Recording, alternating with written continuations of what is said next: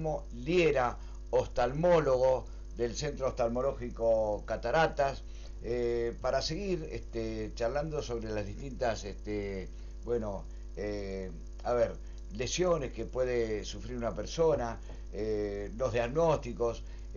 Hoy vamos a abordar, primero lo saludamos, doctor, ¿cómo le va? Buen día. Buen día, Tomás. Buen día, Walter. Buen día a todos los televidentes y la audiencia. Bueno, bien, le agradecemos nuevamente la presencia, siempre es un buen momento para charlar con el doctor Guillermo Riera. La córnea, que es lo que hablábamos un poquito, eh, es la parte frontal transparente del ojo humano que cubre el iris, la pupila y la cámara anterior. Hoy vamos a hablar, doctor, nos vamos a meter de lleno en esto que tiene que ver justamente con los distintos síntomas que tiene las enfermedades de la córnea. La idea por ahí era tratar de comenzar desde la parte por ahí anterior del globo ocular, desde la estructura anterior del globo ocular hacia la estructura posterior. Entonces, por ahí eh, la, la idea es tratar de venir cada 15 días y tratar de hacerlo un poco más ameno todo el tema de las estructuras del globo ocular. Entonces comenzamos de la parte anterior hacia la parte posterior y Correcto, vamos a hacer una secuencia entonces a través de las distintas presentaciones. así es. Bien, La córnea, la córnea como vos mismo explicabas y leíste, es la parte, obviamente, la parte anterior del globo ocular, que es una parte transparente, que se ubica, obviamente, por delante del iris, que el iris es la parte de color,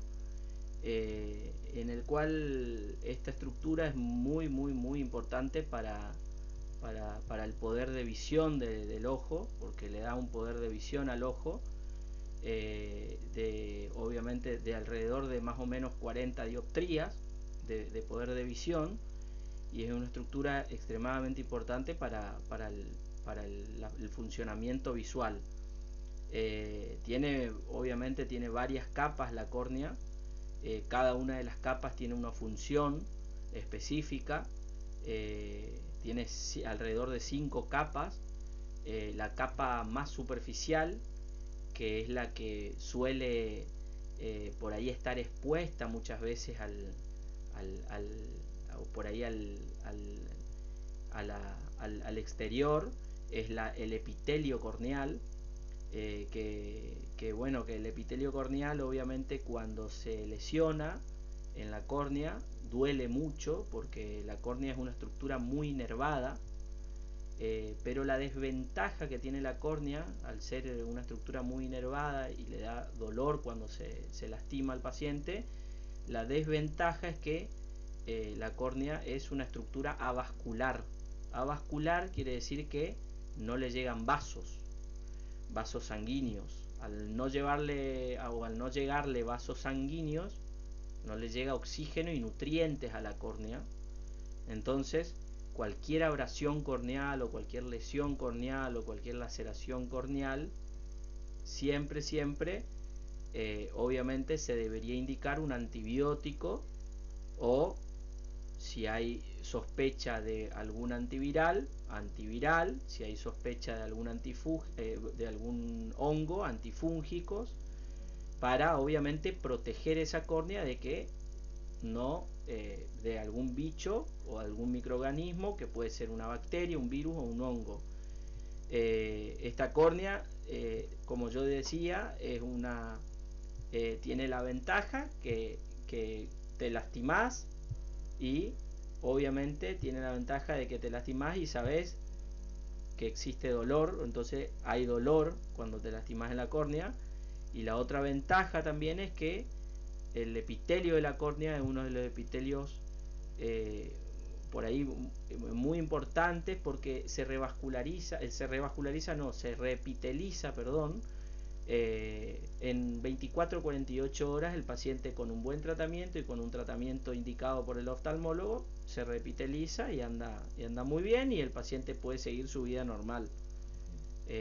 Obviamente, si no se trata, o si el paciente tiene una úlcera corneal y se infecta, y si no se trata, se puede obviamente infiltrar, infectar, y eso se llama absceso corneal. Absceso corneal significa que hay un microorganismo que le está generando un daño a la córnea, y ese absceso corneal hay que tratarlo urgente, porque es una urgencia oftalmológica el absceso corneal.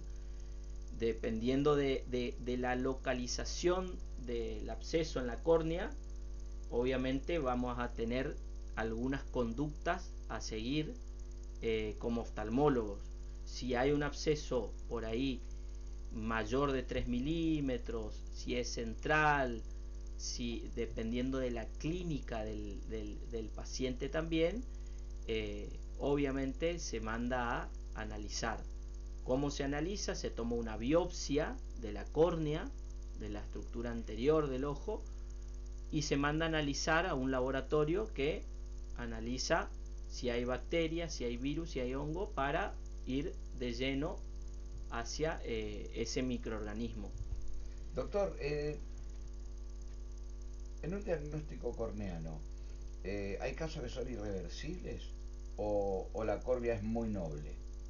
No, obviamente yo hablaba de una patología de la córnea. Existen otras patologías de la córnea que pueden ser distrofias corneales. Las distrofias corneales pueden ser, por ejemplo, que son enfermedades de la córnea, que pueden ser, como yo hablaba, de varias capas, que tiene varias capas la córnea. Pueden ser distrofias epiteliales, ¿sí? Distrofias en una membrana de la córnea que se llama membrana de Bowman, o distrofias endoteliales. De ahí es que es tan importante el diagnóstico obviamente de un paciente que tiene alguna enfermedad corneal antes de una cirugía, por ejemplo, una cirugía de retina o una cirugía de catarata. Es muy importante evaluar las estructuras de todo el ojo, no solamente evaluar o ir de lleno hacia, por ejemplo, una catarata o una retina. El globo ocular o el ojo es, obviamente tiene muchas estructuras y es un todo en el cual forma la córnea, el cristalino, el iris, la conjuntiva, que es una estructura muy importante también, que por ahí nosotros, muchos oftalmólogos no le damos importancia, pero es muy importante. Y obviamente la retina, que es la que el cerebro prácticamente del globo ocular, porque es donde llegan todos los estímulos luminosos a la retina para que se forme obviamente la imagen. La córnea, como yo decía, existen distrofias endoteliales en la córnea, existen infecciones, existen laceraciones corneales. Cuando por ejemplo se daña la córnea por alguna perforación corneal, porque puede existir una perforación corneal por algún cuerpo extraño, por algún traumatismo contuso, penetrante, se puede dañar la córnea, y eso dependiendo de muchas veces del grosor o por ahí de la medida de la córnea de que está dañada, obviamente requiere un tratamiento quirúrgico.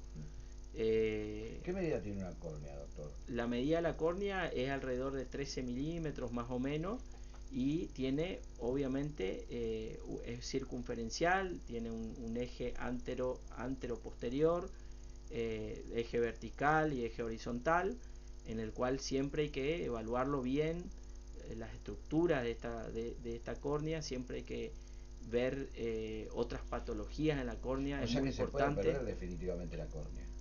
Claro, claro que sí. Es muy importante también, muy importante, el tema de la topografía corneal, que es un estudio complementario, en la córnea, que sirve para diagnosticar patologías obviamente corneales.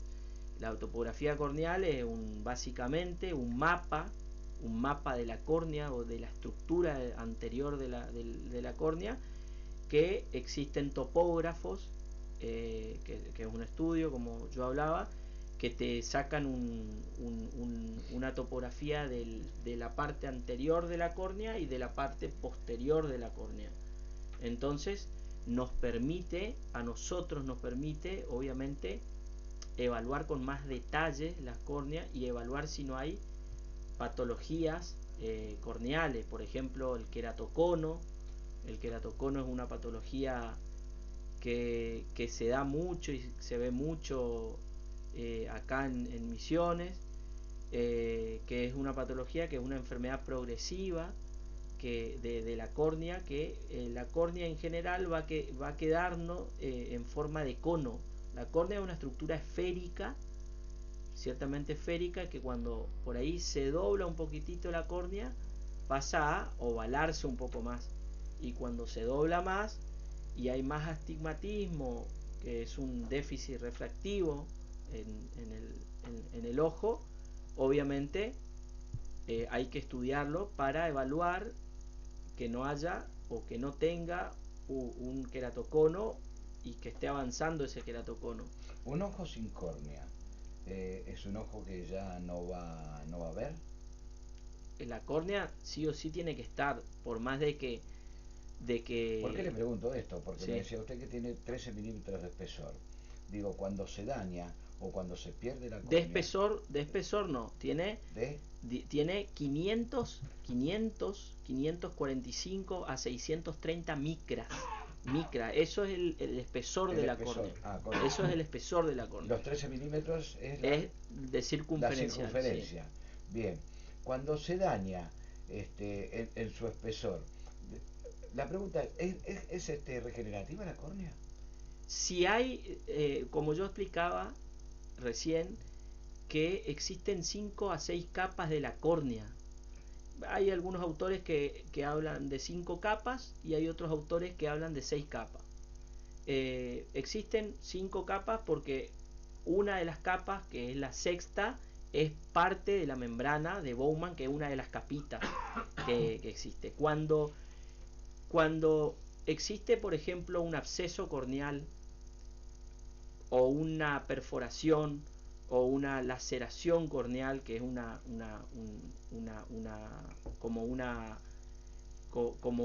como que te raspaste en la córnea. Si la córnea si el epitelio obviamente pasa esa laceración o esa perforación, pasa más del epitelio y llega al estroma corneal, que el estroma corneal es otra de las partes, otra de las capas de la córnea, y llega al estroma anterior, ya va a quedar una secuela. Esa secuela es una cicatriz. Esa cicatriz se llama leucoma corneal, no glaucoma, leucoma corneal. Leucoma corneal es una opacidad de la córnea. Así, a eso se define el leucoma corneal, es una opacidad de la córnea. Cuando atraviesa el estroma, seguramente te va a dejar una cicatriz. Si te deja una cicatriz, no vas a perder tu visión dependiendo de dónde te dejó la cicatriz. Si te dejó la cicatriz o si tu lesión está en el centro de mayor visión, que es donde entran los rayos, que es en la pupila, ahí sí te va a dejar una lesión, ahí sí te va a dejar una secuela. ¿Por qué? Porque justo en el centro es donde entran los rayos. Si se genera un leucoma periférico o alejado de la pupila, va a dejar el leucoma, pero no te va a afectar la visión. Va a dejar, cuando un oftalmólogo lo ve, va a tener un leucoma, pero no te va a afectar la visión. Es una cicatriz que quedó por alguna lesión que tuvo. Si el paciente, como vos me explicaste, si el paciente está sin córnea, porque no existe un paciente que quede sin córnea. Si vos le sacás la córnea o si hay una perforación de córnea, obviamente hay que cerrarlo eso, porque cualquier bichito que esté caminando o que por ahí esté en el aire, entra dentro de la córnea, entra a la estructura más posterior y eso genera una endoftalmitis. La endoftalmitis es una infección generalizada en todo el ojo, ¿tá? No solamente en la córnea, sino que en el segmento anterior y en la retina. Y ahí estamos fritos, ¿tá? Entonces, cuando hay lesión o hay una discapacidad visual que afectó la córnea, pero está bien la retina y está bien las otras estructuras, ¿cuál es la indicación? Un trasplante de córnea. Si es que tiene una buena estabilidad en la córnea, si tiene buena cantidad de unas células que están alrededor en la circunferencia, que se llaman células limbares. Si hay buenas células limbares y no hay tanta vascularización en la córnea, porque cuando no funciona la córnea, algunas veces se vasculariza. En general, muchas veces se vasculariza. Y como yo te expliqué al principio, la córnea es vascular. Al vascularizarse pierde su función. Al perder su función, genera una disminución de la visión. Entonces, la indicación, en algunos casos, es un trasplante de córnea. Doctor, ¿se conoce, existe la posibilidad de tener un cáncer de vista, cáncer de ojo? Sí, existe el melanoma de Porque coroides. no es muy común, o sea, uno no Sí, escucha hablar demasiado de esto, pero es posible. sí, sí, sí, sí. Por ejemplo, la córnea no tiene, al ser avascular, la córnea y el cristalino, al ser avascular, no tienen en general, obviamente, afectaciones malignas, ¿entendés? El cristalino, por ejemplo, no existen tumores del cristalino, porque es avascular el cristalino. Correcto. ¿Ah?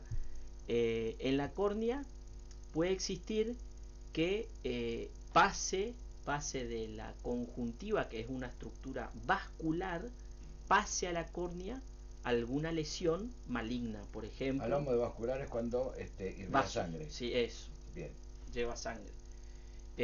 Y obviamente existen tumores de la conjuntiva, tumores obviamente melanomas de iris, que es la parte de color, melanoma de coroides en la retina, retinoblastomas. Existen muchas enfermedades también malignas en el globo ocular. Son obviamente en menor porcentaje, pero sí existen. Por ejemplo, como yo te hablaba recién de la córnea y por ahí del queratocono, que es muy frecuente. Es muy frecuente acá el tema del queratocono por ahí en Misiones por el tema de las alergias oculares, y eso es muy frecuente en los pacientes por ahí, en los adultos jóvenes entre los 20 y 28 años más o menos. Es muy frecuente por el tema de las alergias, porque el ojo está diseñado para no tocarse. O sea, el ojo está diseñado para que el párpado genere una lubricación, genere la glándula lagrimal secrete la lágrima, que genere una buena superficie ocular, todo. Y cuando hay alguna inflamación o por ejemplo, alguna alergia ocular, el paciente tiende a tocarse todo el tiempo, y cuando se toca todo el tiempo obviamente va deformando esa córnea, y eso obviamente al deformar esa córnea va generando factores de riesgo para obviamente generar esta patología que yo decía que hablaba un poco de que es el queratocono. Queratocono, que una córnea en forma de cono va quedando. Obviamente, cuando yo te hablaba, si el paciente no se trata, ese queratocono puede llevar al trasplante de córnea. Los tratamientos antes del trasplante de córnea del queratocono existen hoy día, gracias a Dios y gracias a la tecnología y gracias a varios oftalmólogos que por ahí son referentes acá en la región. Se diagnosticaron y por ahí se comenzaron a hacer este tipo de cirugías antes del trasplante de córnea para evitar que no vaya, y la verdad que son excelentes y hoy día todo el mundo está haciendo, y acá en la región hay dos tipos que son referentes, y que uno es el doctor Ferrara, que está en San Pablo, que el doctor Ferrara es el que creó unos anillos que se llaman anillos intrastromales, anillo de Ferrara, así se llama. Y el otro está en la ciudad de Quilmes, que escribió libros de queratocono y escribió un nomograma, que nosotros tenemos un nomograma, los Quilmes, oftalmólogos. conurbano bonaerense, Acá, República Argentina. acá, Ajá. que es el doctor Albertazzi, Sí. que es referencia en queratocono a nivel de Sudamérica, y es muy bueno, y mira, nosotros tenemos una buena escuela por ahí de todos estos tipos que son monstruos, y siguen dándonos charlas, siguen dándonos, no mezquinan sus conocimientos, y gracias a Dios, la verdad que en queratocono por ahí, tenemos por ahí Argentina tiene uno de los mejores, y que hay muchos tipos que se fueron formando y que anduvieron muy bien, y que siguen creando nomogramas, y que son excelentes. Doctor, voy a ir profundizando. Por ejemplo, eh, el ojo es un órgano. ¿Tiene este órgano sistema de autodefensa? ¿Tiene un sistema de seguridad en la que previene o se manifiesta de alguna manera? ¿Por qué la pregunta? ¿Tiene que ver el lugar o la región en la que vivamos cada uno de las personas con respecto a lesiones de córnea? Digo, por la ferrosidad de la tierra, el clima, la humedad, los vientos. Y como yo te decía y te hablaba, el tema de por ahí del polen, o el polen de las plantas, el viento, la exposición a la radiación ultravioleta, eso muchas veces, el ojo está muy propenso a todas a esos factores de riesgo, y existen muchas patologías que están muy relacionadas a esto. Por ejemplo, la catarata, existe el factor de riesgo para que también se genere una catarata, obviamente es la edad, pero existe el tabaquismo, la radiación ultravioleta, después una patología que se manifiesta mucho acá en Misiones o en la zona, es el famoso llamado pterigion, que el pterigion es como una carnosidad que va creciendo desde la parte anterior de la conjuntiva hacia la córnea, va creciendo y va obviamente levantando y sobreponiéndose a la córnea, y obviamente va progresando eso, y si no se trata, por supuesto que eso le puede generar una disminución en la visión. ¿Por qué? Porque genera obviamente una opacidad en la córnea, en el eje pupilar, y eso le puede generar una secuela, si no se trata el pterigion. Después, por ejemplo, la maculopatía. La maculopatía no se sabe muy bien la causa, pero se piensa que está muy relacionado también, que yo hablaba la anterior vez de la maculopatía, que está muy relacionado con los antecedentes familiares, pero también está muy relacionado también con la radiación ultravioleta o la exposición a la luz solar. Existen, las conjuntivitis alérgicas también, que es muy frecuente, la sequedad ocular, que la exposición al sol, al viento, al polvillo, la humedad ambiental, obviamente eso genera también cierto factor de riesgo para generar una sequedad ocular. Entonces, acá por ahí estamos un poco más propensos a algunas enfermedades oculares, sí, pero de ahí que también me interesa dar estas charlas. Porque para que la gente por ahí se interiorice un poco, que sepa para qué existe el oftalmólogo también, o el oculista, el famoso oftalmólogo o oculista, porque el paciente le llama oculista. Entonces, bueno, eso de ahí también la idea de tratar de hacer esta charla para que la gente se familiarice un poco más con el oftalmólogo. Doctor, eh, ¿hay estadísticas en el mundo que hablen, por ejemplo, de una vida útil del ojo eh, según los lugares en los que uno viva? Digo, por ejemplo, la gente que vive en la Puna, en los cerros, a 4.500 metros sobre el nivel del mar, donde el sol es muy reflectivo, donde hay mucho viento, donde hay mucha tierra. ¿Hay algún país del mundo en lo que, en que la estadística marque, a ver, un ojo tiene más vida útil en tal lugar, por ejemplo?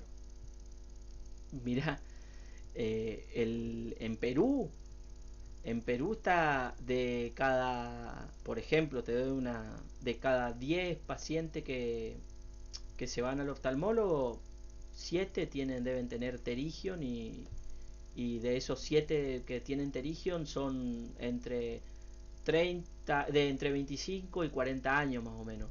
Y en Perú es muy frecuente también el tema de la catarata, es muy Eso frecuente. tiene que ver con la Con la presión que exposición, y genera sí, y con la altura. altura también, con la exposición al sol, como yo hablaba, el sol es muy dañino. Usted disculpa las preguntas que yo le hago cuasi normales a una No, persona que no sabe nada de no, esto, ¿no? no, está bien, porque por ahí la gente no quiere saber un poco más. Acá, por ejemplo, es muy frecuente, y más también el tema se ve mucho en San Antonio, en Andresito, en todas las zonas ahí rurales, o si no en la ruta 14, en la ruta donde hay mucha plantación de tabaco. Se da mucha una patología que por ahí aparece a partir de los 55, 60 años, y hay algunos pacientes que a los 50, a los 45 años ya tienen catarata, por ejemplo. Entonces es muy frecuente, es muy frecuente. Por ahí el tema de esta patología, el tema del terigion también es muy frecuente acá. Y hay pacientes que por ahí en otros lados, por ejemplo, qué sé yo, en Entre Ríos, en Buenos Aires, vos ves pacientes a los 27, 30 años con un terigion, y acá ves un paciente a los 21, 22 años con un terigion. ¿Entendés? O sea, la exposición también a la radiación ultravioleta es muy dañina también para Justamente eso le iba a preguntar. ¿Cuánto más o menos dañino es la exposición al sol? y en el globo ocular, en el ojo es dañino, como en la piel también es dañina la exposición a la luz solar. El tema de una patología que es muy frecuente también, que es parte también del globo ocular, porque es en los párpados, que es el carcinoma vasocelular, que está muy relacionado con la exposición al sol, está muy relacionado el carcinoma vasocelular. Y, y bueno, eso es muy importante que por ahí la gente tenga conciencia, que trate de usar lentes de sol cuando se expone por ahí al sol, al viento, trate de usar una visera. eh, Siempre es recomendable también, los dermatólogos les recomienda el tema del Decirles factor de también que no es bueno protección. cualquier anteojo de sol, eso que compramos por Claro, ahí en la calle, que valen 40 pesos, y vos te lo pones como diciendo, no, no estoy previniendo, estoy haciendo un daño a los ojos. tal cual, tal cual, tal cual. Pero la idea es tratar de por ahí que sea un poco amena la charla con la gente, que si tiene preguntas que las haga, tratar de siempre por ahí estar sacando algunas dudas. Yo la verdad que siempre tengo, o sea, me gusta por ahí explicarle si el paciente me pregunta, explicarle esto, explicarle lo otro, la parte oftalmológica que es muy interesante también, y que la gente sepa un poco de un poco más de su patología o de las patologías que pueden haber en el globo ocular. Y acá voy a lo de la abuela, ¿eh? Eh, Siento como una arenilla en el ojo, me pica. Ah, vení, ponete una gotita lubricante. Otros dicen, para que no te haga ruido la bisagra 2 veces por año, 3 veces por año, ponete un par de gotitas lubricante. Eso es contraindicado en todos los casos. Sí, contraindicado si, si no es una indicación por receta por el oftalmólogo, Claro. siempre va a ser contraindicado. ¿Por qué? Porque no sabe lo que tiene. No, no sabe lo que tiene, y por ahí está bueno. Está bueno que si puede, que haga una consulta con su oftalmólogo de referencia, y que el oftalmólogo de referencia con un aparato que es básico en la consulta normal, que es la biomicroscopía, que es una lámpara de hendidura, le realiza una breve inspección del globo ocular, eh, con este microscopio, que permite ver en detalle algunas estructuras del globo ocular. Entonces con eso, ya el oftalmólogo puede saber, eh, según la clínica y según obviamente la inspección, saber qué es lo que tiene. Así y bueno, y luego le indica obviamente la medicación a tratar. Saben que estamos comunicados, ¿no? Al 33 69 44, que es nuestro teléfono de WhatsApp, para que nos mande alguna pregunta, si es que la tiene. De hecho, ya hay algunas preguntas, Sí, ¿no? señor. Démelas, por favor. Dice, hola, buenos días, para una pregunta para el doc. Yo me hice una cirugía de catarata y me recetaron unas gotas para la presión ocular. ¿Eso lo tengo que usar por vida? Gracias, Miguel. Si tiene presión ocular, la presión ocular obviamente es una enfermedad crónica. Pero que debe ser evaluada, Obviamente siempre debería controlarse la presión, en general cada 3 meses como regla general, o sea, 4 veces en el año. Eh, Obviamente eso depende también de cómo esté la presión. Si la presión por ahí, el oftalmólogo ve que tiene una presión que no baja del todo y tiene un nervio óptico un poco deteriorado, le va controlando una vez al mes, y así obviamente va evaluando.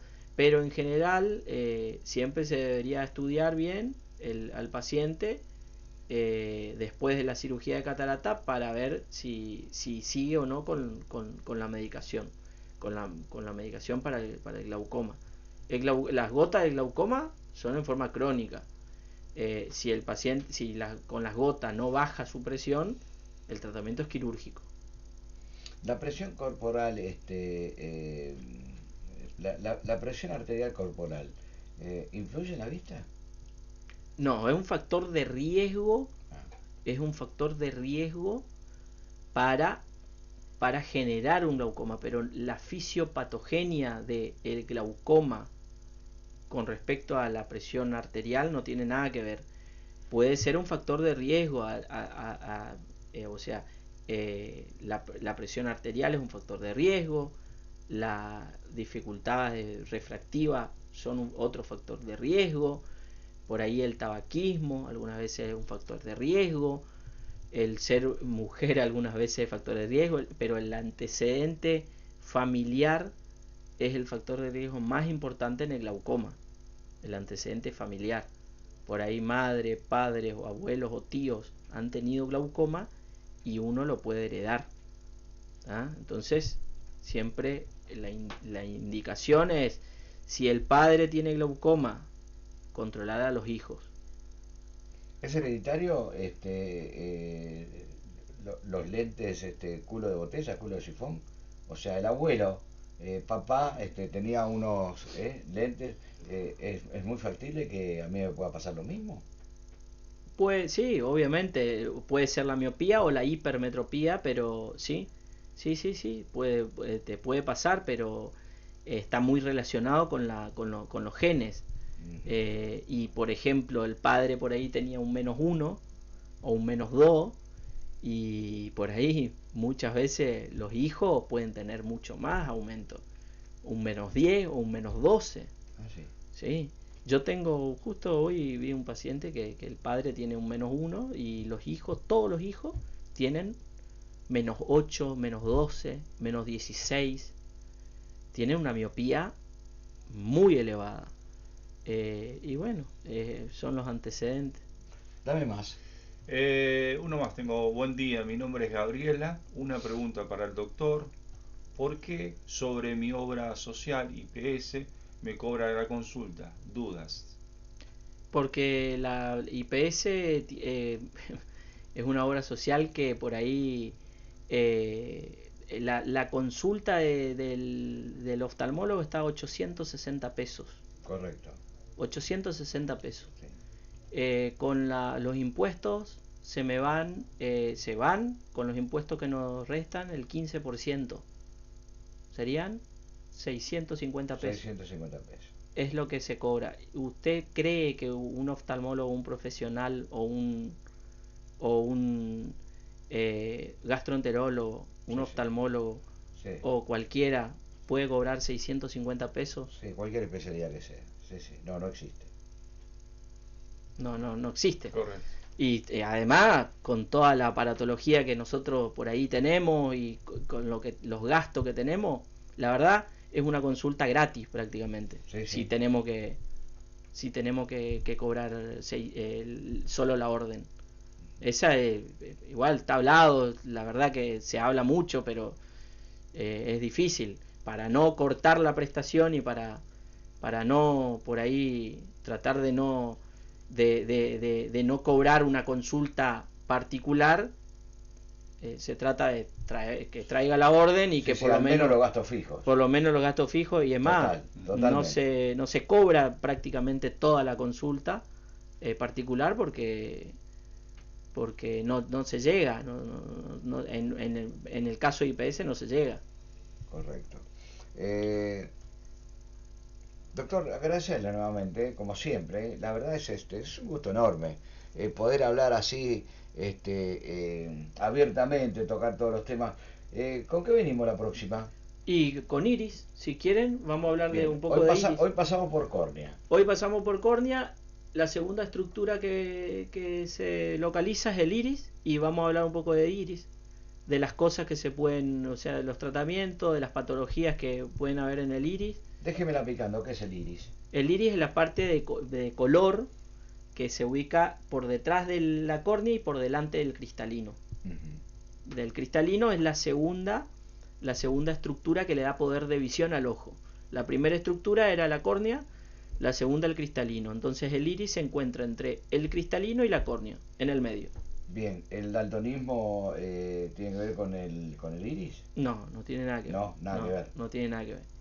Pueden haber heterocromías del iris, que son que existen por ahí enfermedades del iris que obviamente que se generan en el iris, que es una heterocromía, que es un ojo de un color y el otro de otro color, y ahí hay que indagar un poco más en si hay alguna patología. Ah, sí. Sí.